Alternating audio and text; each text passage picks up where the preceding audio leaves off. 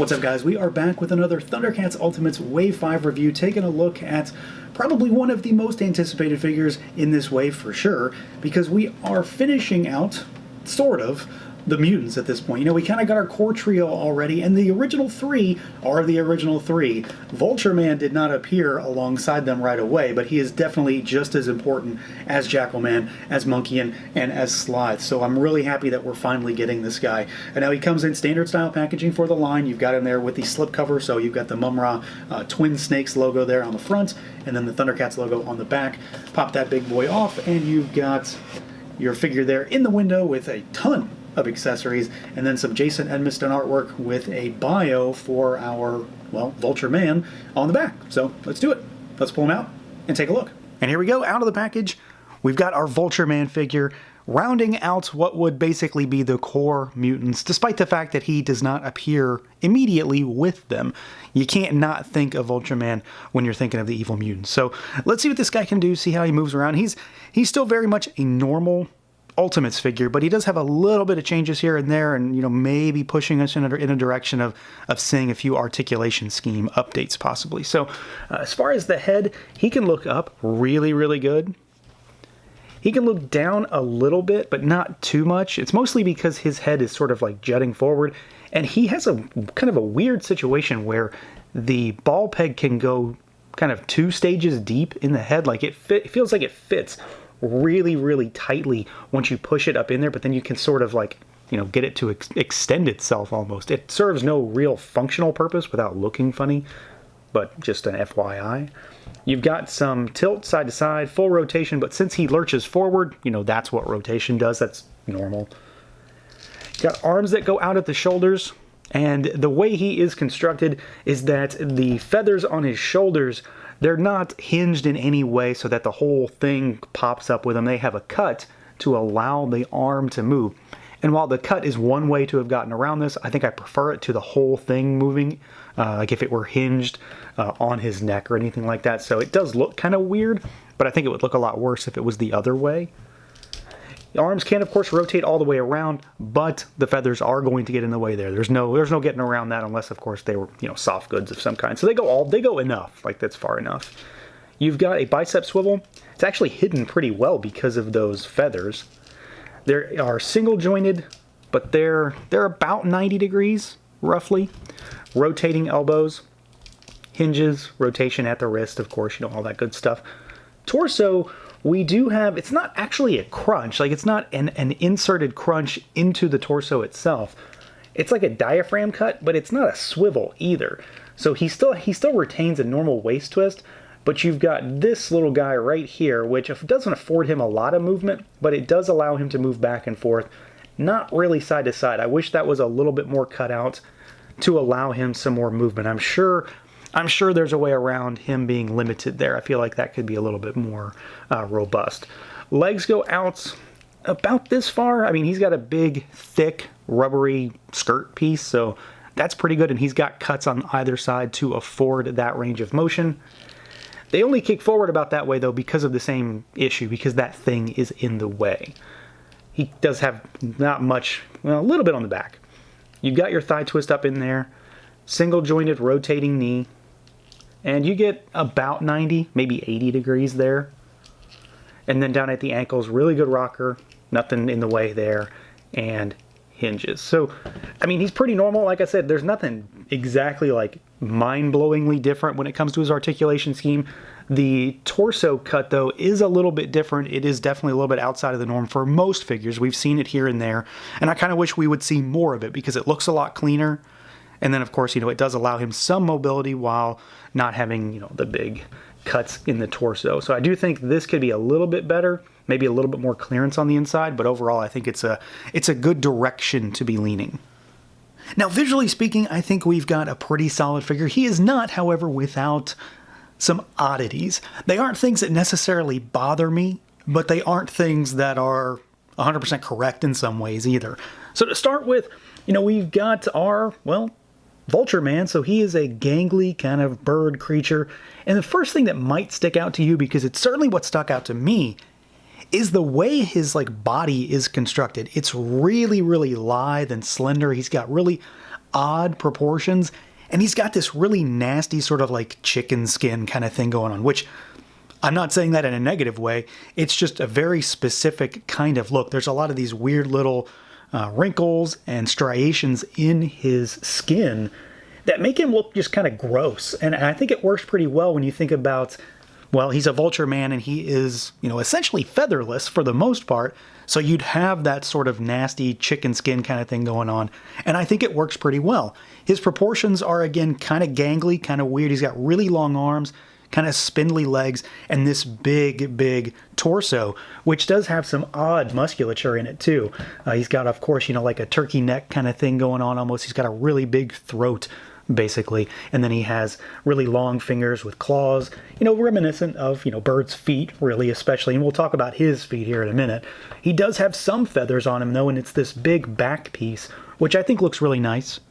Again, it does have the cuts in it to afford mobility, and while I think it's maybe not the best solution, I think it's better than what I expected it was going to be. This does work, and at first glance, it's not that noticeable. You are going to see it, and it is there, those cuts. But the alternative is if you have his arms up, the whole thing's going to have to move, and I don't want that either. So this is probably the better option of what was truly available without getting super complicated with it, or even going like a soft goods approach, which I don't think would have worked here either. Sculpt on that is good. Lots of paint in there. Tons of brown, tons of blacks. The skin does have some shading on it just to bring out some of that nasty texture on the torso, on the arms, a little bit on the legs. And then, of course, we've got our big skirt kilt kind of thing going on. He is, and we're going to address this more shortly, he is a little on the tall side. That's undeniable. He is certainly taller than he's supposed to be. I don't personally have a big problem with it because I kind of feel like a big Vulture-Man would be kind of hulking and have these weird gangly proportions. So, accuracy is accuracy, and this is definitely not where he needs to be. He should be more in line with, well, the other mutants, but their scales are kind of weird anyway. Jackalman is kind of tall also. So he's definitely a little bit tall, but I don't think it's like to his detriment. I think he looks pretty good, and as a result looks, even more evil and menacing. What I do want to touch on, though, are these, because Vulture-Man has some weird feet and ankles and calves going on. So in the show, he walks like this, as far as I can tell. I mean, I've gone back to check just a little bit, just to make sure. He walks flat-footed, but this spike is actually sticking out of the ball of his feet. I'm not so sure if they did this for stability reasons or posability, because if this was on the ball of the foot, you'd really mess up your hinge going backwards like that. But in some of the style guide shots, he is actually standing like a digitigrade, so he's standing on his toes, and the foot still has the spike, but it's actually closer to this location. So I'm curious if they maybe did that, in error, or if they did this to make him more stable. So I'm not really sure. I don't know. Basically is what it comes down to. I don't know what I don't know. I don't think it looks bad, but it definitely looks kind of odd. And I don't know that I would prefer it at the foot if it afforded him less mobility. So there might be, some issues there in terms of accuracy when it comes to feet, and then those calves. Now, the last thing we've got, though, is probably the most important and impressive aspect of this figure for me, the head sculpt. And both head sculpts that he comes with, we'll talk about the other one here in a bit, are pretty tremendous. This one is just his, normal one, so you've got more of that sort of chicken skin kind of head up here with a little bit of shading on it, but there is a lot of paint up there, up top. The beak is fully painted, the eyes are fully painted, the top, the sides, the back of the head are fully painted, and he's just got this very kind of devious look, evil expression on his face. I think I probably prefer the extra head where he's squawking, but this is a really solid head sculpt if you just want to go with like a regular one. You can make him, crook his head, look a little curious, it's very bird-like, and obviously that makes sense. But I'm really happy with this head sculpt. It's definitely up there for one of the best in the line for me right now. I think they did a tremendous job, realizing this in plastic. So I think Vulture-Man looks pretty solid. He definitely has some issues. I think the big thing is, just consistency on what's going on back here on these spikes, and then overall that he is a little bit too tall, but that problem isn't something that is necessarily bothering me personally all that much, but he is definitely a little on the tall side. Now, as far as some size comparisons go, we obviously have to start with the evil mutants, and we're going to go with Jackalman and Slithe because, of course, Slithe is the oddball, being, well, a big old fat reptile.